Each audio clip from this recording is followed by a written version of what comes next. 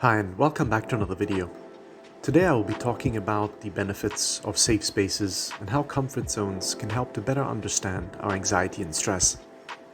Since an early age, I've had a deep attachment towards my home, which I've always regarded as being a safe and supportive environment where I had the freedom to express myself and let my imagination take over. Looking back, I realize how important it has been to have a safe space during my childhood and how much it has contributed to my identity and sense of stability at the time. As I grew up and became more affected by anxiety, I still managed to find solace in and relied on the space to detach myself from the difficulties and judgments that I experienced in the world. In fact, today I still regard my home as a place where I can relax and when my anxiety seems to remain at a minimum. Speaking of stress, living in a city for many years has really made me aware of how frenetic urban life can be, and in contrast, how important it is to have a personal space within it where one can live relatively undisturbed. However, like most things in life, relying on a safe space too much can also be counterproductive, as it can be very easy to develop an attachment to and even become dependent on it to feel at ease. Staying too much in one's home, for example, which was the case for many during the recent pandemic, can have the unintended result of increasing one's levels of anxiety, especially if one has been secluded for some time, making it more stressful, more difficult to step out into the world. In fact, I found the recent lockdowns to have been one of the most difficult times for remaining motivated and productive, during which I tended to develop avoidance.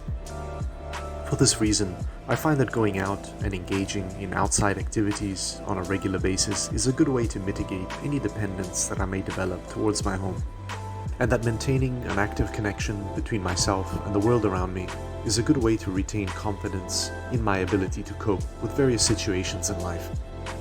Earlier, I mentioned that my safe space is my home. However, I believe that it can differ from person to person. A safe space can be an office, a cafe, or anywhere else that we may feel comfortable and at ease being in for any length of time. A comfort zone, on the other hand, I believe is something that we tend to carry with us, so to speak, and that is determined by our feeling of comfort with dealing any given situation or place we might find ourselves in. For example, at times I might be in a public place, like a train, where I may find myself among a crowd of people. In my younger days, this would have made me feel stressed out or even panicked. As I got older, however, I tended to experience this situation more often, and as a result, I became more habituated to be around others more. Over time, it's safe to say that my comfort zone has grown to include various situations that in the past would have made me anxious or stressed.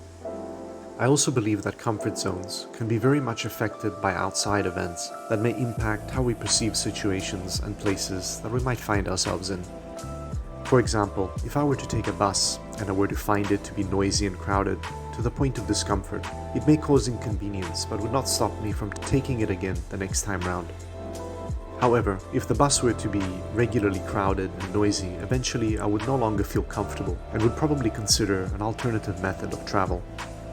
The same is true if I were to initially feel apprehensive about riding on a bus, for example, but as I experienced it being quiet and spacious, I would quickly become accustomed and would eventually rely on this method of travel. In summary, I believe that comfort zones are determined by past experiences in life and can change accordingly, and that by understanding our comfort zones can help us to better understand what triggers our anxiety, giving us a choice to change things.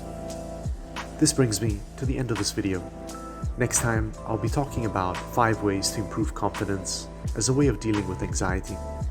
Until then, thank you for watching and see you next time.